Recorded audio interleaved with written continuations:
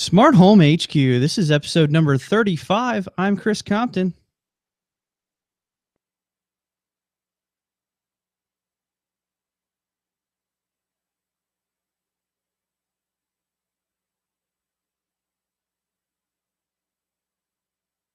Hello, everybody, and welcome back to another awesome episode of the Smart Home HQ podcast. Again, I'm Chris Compton, and today I am live, actually, smarthomehq.net/live. This is episode 35. Again, probably already said that. But today I'm doing it live again to give it another shot. I am trying to, make sure that I give it the best of my abilities.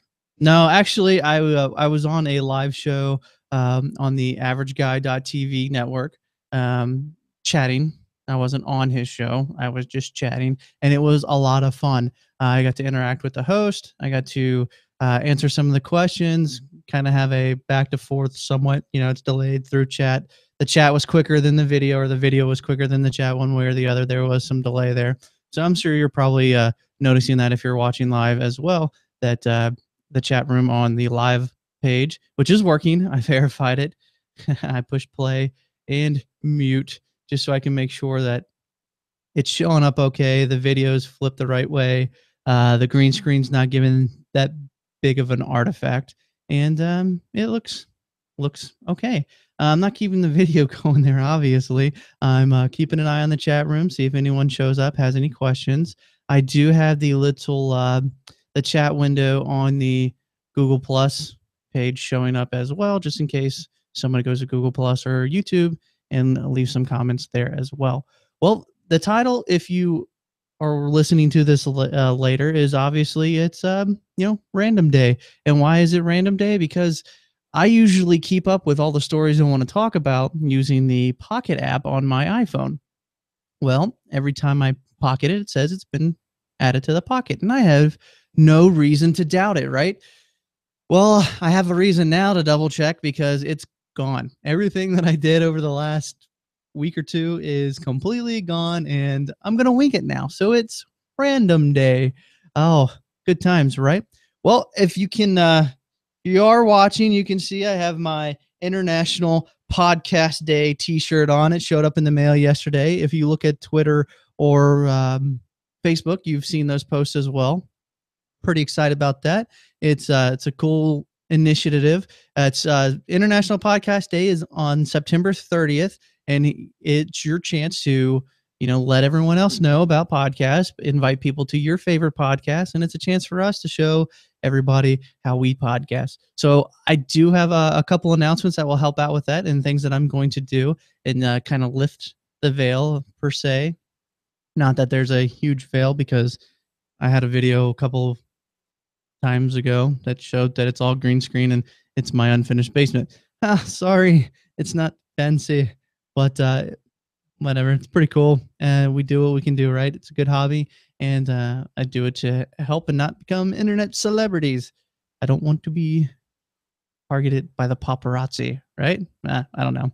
Anyway, some cool things. That's Podcast Day. Podcast Day, again, 30th. Tell everybody about it. Tell everybody about your podcast that you like. Maybe they don't know what a podcast is. Show them. If they're on iPhone, they have and it's a newer one, they have the podcast app built into it now. If it's Android, there's a ton of them available. It's of an older, phone and Windows Phone, whatever have you. There's some kind of apps out there. So if you got somebody that asks you, hey, what's a podcast? Take a minute, tell them, help them get it set up on their phone, and maybe preload a couple subscriptions for them so they can see what it's about. And again, if you're interested in making your own podcast, now's a good time to do it. It doesn't have to be the greatest. We all make mistakes. We all, just try our best, and we hopefully we help some people, and we have some good conversation and make some good networking connections along the way. Now's the time to do it. There's always a tomorrow. Today's your day. That was corny, right? I like it. Anyway, I want to take some time now to thank people. Last episode and all the ones before there, I've asked that leave some feedback, leave some comments, and some of you have, and I greatly appreciate it. So I want to thank you right now. I'm going to look over a little bit while I read this. iTunes, I have 2 reviews now. 2. That is awesome. JMarty31. I hope I didn't mess that up too bad. iTunes review, and you get the title of first, right? You were the first review. Number one's internet jargon, right? First. I was first. First in the thread, first review. You get the title. If there was an award for it, I would definitely send you one. I would contact you and try to send you one. Carl O'Hara, I'm really sorry if I messed that up. iTunes review. Thank you very much. I appreciate it. Patrick Callahan, a comment on the blog post that I did about SmartThings V2 Hub and its pre-order. All forms of communications greatly appreciated, and I thank you for taking the time out of your day to go to the sites, to fill out the forms, and leave some good feedback. Speaking of feedback and International Podcast Day, I did register Smart Home HQ in the contest to earn an award and be recognized. So the way that is judged is based off the increase from now, or last night when I registered, I suppose, until the end of the competition. And it's all about iTunes reviews and overall increase in that. And since I have two, there's a very good chance that I can have a significant increase on this if more people add to that through the month or so. And Stitcher. So if you're listening to this through Stitcher and you're not directly subscribed through iTunes, or you've added the subscription directly through Android, you have Stitcher, and those are the two that are involved in this competition. So if you can, in the show notes, I've added links to those pages so you can go in and you can click the review. Sorry, I'm having a brain moment here. But click on the links. It should take you to the pages, the show's page on those providers, and you can click on review and leave a review. Couple minutes. Take your if you have the time to click on it through your phone, or wait till you get to a PC and click on it. Either way, leave a review. Hopefully good. And I will again thank you very much for that. And hey, maybe I have a chance at winning a new award. First time for everything, right? We'll give it a shot. Home Server Show Meetup 2015 is this coming weekend, not Labor Day weekend, but this next weekend, the weekend of the 11th, 12th, 13th. And I am going to that. I got a cool little polo shirt, some networking cards with my logo on it. I'm going to meet, I'm going to greet, I'm going to say hello.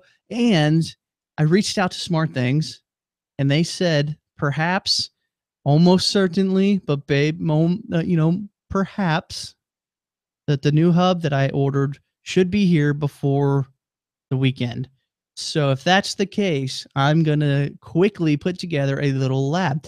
Because if you're moving from the old hub to the new hub, you got to take it apart anyway, and you got to rejoin all your sensors and get it all moved over.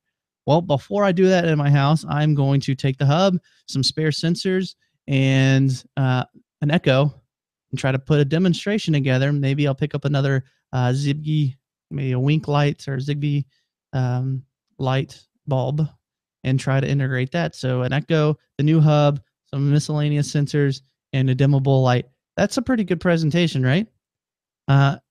The guy putting it all together, Dave McCabe, over at the Home Server Show or the Geeks Network, and there's links in the notes for those as well. He asked me to come, and I'm coming, and if I want to show off anything or do a little presentation, and I'm going to take him up on that. That would help with my skills as far as presentations and speaking to groups, and it will show some really cool technology, and I look forward to it. So if you're not familiar with the Home Server Show or the Geeks Network in general, go ahead and check those out. Again, the links are in the show notes, homeservershow.com and thegeeksnetwork.com. And he does this every year.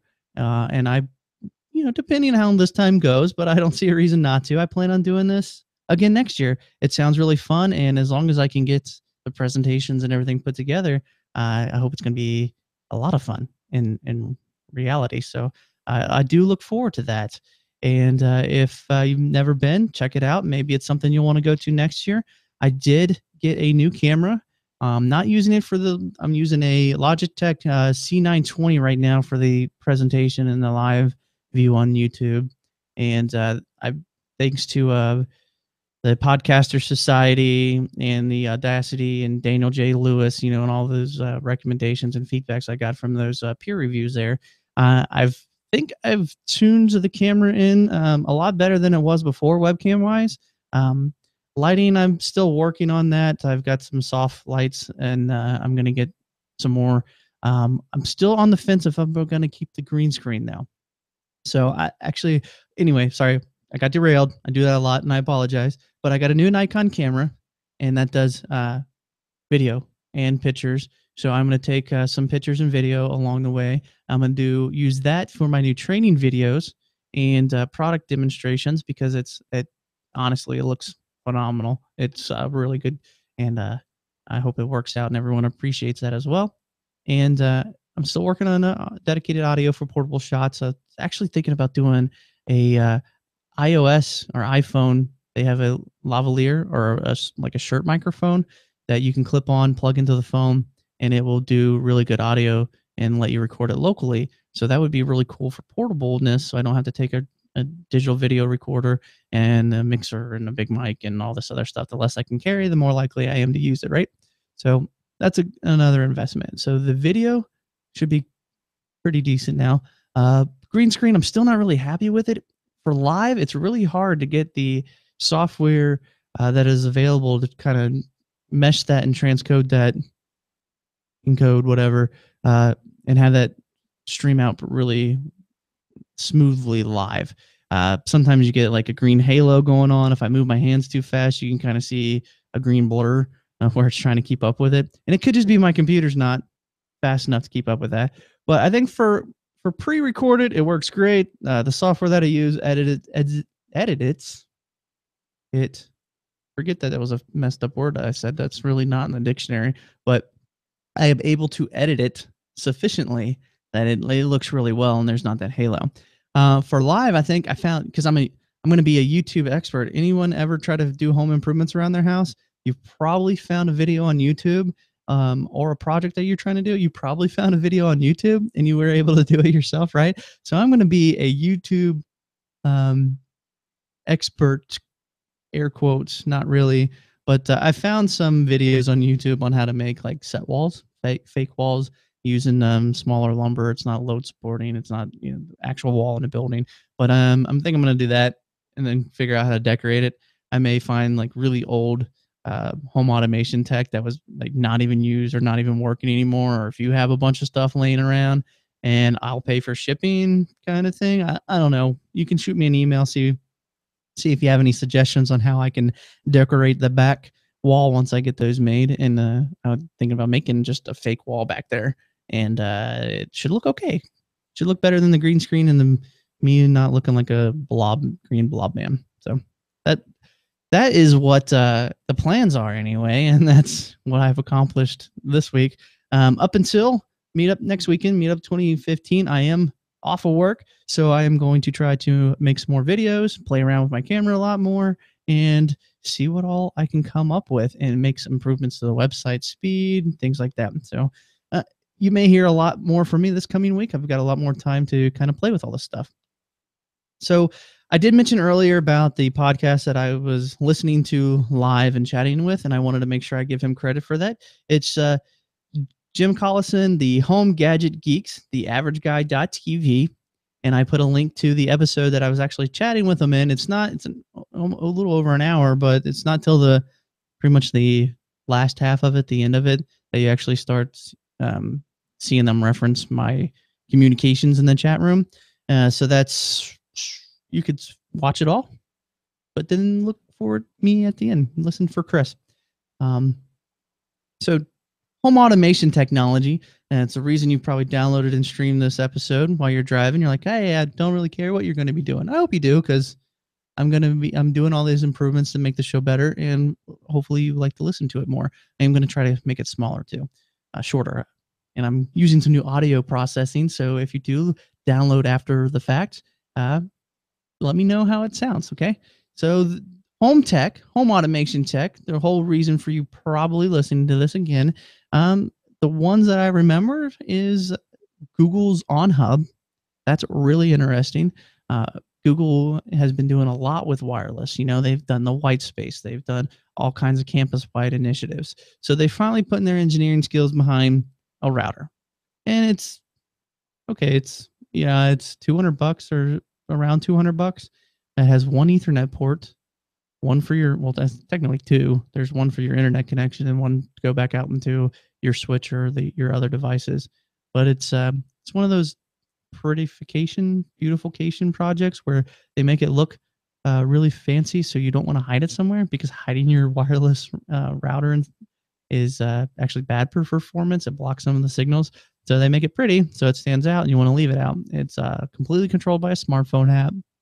Gives you a lot of indication and feedback. The antenna arrays in there, there's a lot of them. It's supposed to provide really good network coverage and wireless. Of course, your mileage may vary depending on the equipment that you're already using and your home construction and interference objects and things that will absorb your wireless or just completely block your wireless signal. So there's a lot of caveats with that. The price point is pretty high for a one router solution. It's not like it's a kit that can mesh with multiple access points. So you can have expand your network and easily hand off from one to the other. And what that means is if you have, you probably see these at work, but let's say in your basement you have your main router. Well, if you have another access point as part of a team that actually is supposed to work together, Unify makes really good ones. They're pretty pricey, but I know a lot of people actually do use them in their house. I do recommend the pros over the non-pros. The non-pros have a problem with that handoff that I'm getting ready to tell you about. So let's say you have one access point in your basement, one access point on your upstairs, and then maybe you want to put one outside. And I'll get into that a little bit because I want one outside. I don't have one outside, but let me tell you why I want one outside. So, but let's just say you have those three. Well, maybe you spend a lot of time in your man cave and that's the basement and it's unfinished and you have podcasting stuff set up. Oh, yeah, that's what I do. Anyway, so let's say you're in your basement and that's where your TV and your games or your rec center, your kids or what have you. So your internet's in your basement, your access points in your basement. And you just get up with your laptop or your phone and you walk upstairs. Well, you're in the middle of the two. So whichever one's stronger, if the basement's still stronger, your connection will stay there. The one upstairs is stronger. It'll do a handoff where it'll pass your connection and the management of that connection to your upstairs access point so you can get the benefit of having the stronger signal. But it does that as it creates a mesh network where the two access points or the three are constantly talking to each other. They're knowing where they're at, what the signal strength is, and they pass the configs off on the backside. Like, here you go, bro. Here's your connection. So instead of your computer or your phone just losing its signal and then reconnecting to the stronger access point, it doesn't really notice the handoff. It just noticed its signal strength may improve or stay right about the same, but it's a seamless handoff and your phone's not disconnected. So if you're downloading something, you're not losing it. If you're streaming something, it doesn't buffer and have to reload, stream, music, video, whatever. So that's the benefit of having a system that can seamlessly hand off like that and multiple access points. So the more you have, the more they work together and they adjust that meshing on the backside. They'll adjust their transmitting power so one's not completely trying to overpower the other. So that's a cool benefit of those. Price point wise, you're per access point, you're getting up to what Google's wanting to charge for that. It could come down, you can find sales kind of deal. So considering that Google's just on an island on its own, it's just the only one, I don't really see the benefit of that price range, but I don't have one to be the end all be all review on this because it could get here and it could be the bee's knees and it could power through all of the interference issues that it comes into contact with, and it could actually be the one device that covers your whole home. I doubt that. Dealing with wireless a lot, I really doubt that unless you have a one-story house and not made out of a lot of old material or metal or anything that would absorb a lot of that signal, or just really thick wall or masonry, concrete, things like that. So yes, the whole pricing on that, it may be really cool. You may think it's really beautiful, and the application interface on it alone and the ease of programming makes it worth that to you. So it may actually be worth that price point to you because of the simplicity. Keep that in mind. Everyone's different. Everyone's needs are different. If you have questions about what you may need on your setup, shoot me an email, and I'll gladly talk to you about it. I'll gladly look over all that with you. The other part of that is what's hidden inside, or not really hidden. They tell you it's there, but the threaded technology and the extra radios in there for communication with Zigbee and Bluetooth. I believe those are the two. Caveat there. It's their threaded technology. So it could be a Google Hub that a lot of the other Google like Nest and the drop cams and the protects and the thermostats and all. I already said that with the Nest phrase, but the ecosystem that they're building could be all controlled and maintained by that hub. So if you have a lot of Nests or the protects, or you're looking at the drop cams, then or the Nest cams, Nest Protect cams, that actually may end up being something you do want to get because it can locally manage or do some things we don't really know about with those devices yet. It is powered by the small Android system for the Internet of Things version that they were building. So that is another indication that it may be a really cool device that we do find out a lot more later. But at the same time, they may reiterate it and come out with another revision that you just want to get later. We don't, you never know. It's the version one of a product. I personally don't like to go for version ones of any products that come out. Caveat, I got the first smart thing, so take it with a grain of salt. I try to avoid the version ones unless they really amaze me and they're really, there's that wow factor that I was like, I have to have this. Price wise, feature wise, it's comparable, okay, with the airports and from Apple and some of the other high-end routers that are out there. So it may not be the worst product that you could spend, $200 on. It may be worth it for you, but there's other options out there that if you need that expandability. So one router solution, it may be great for you. If you have a very a large home or a lot of distance that you want to carry and you need to add multiple access points to that, it's probably not the one you're looking for. And there's other solutions out there. So that's probably the best way. Probably how I should have said it to begin with. But there's multiple scenarios where the opinion on that could change. Now, why would I want outside? Well, I like Sonos. So you could expand wirelessly, you could expand Ethernet, and I like taking speakers, but they kind of have their own mesh network thing going on, so it doesn't really use your own access point. But your phone coverage to control those things, to control the app, streaming music, movies, things like that outside if you do that. Or if you live in an area where your cell phone service just really isn't the greatest, going outside, if you want to stream music, but you're worried about going over your data plan while you're doing yard activities or mowing or whatever, or you're just spending some time outside. If your wireless network reaches sufficiently outside, you don't have to worry about going over your data plan. So that's a win right there. Because if you've ever gone over your data plan a little or a lot, one overage could be the cost of your access point to put it outside. So that's a plus you may not have thought about either. And if you want to do home surveillance and you want to put cameras out, you can put cameras outside and use that wireless connection with that. And then you can use like a solar power kind of deal or an alternate power source to power it if you don't have, your home energy or electric floating around there.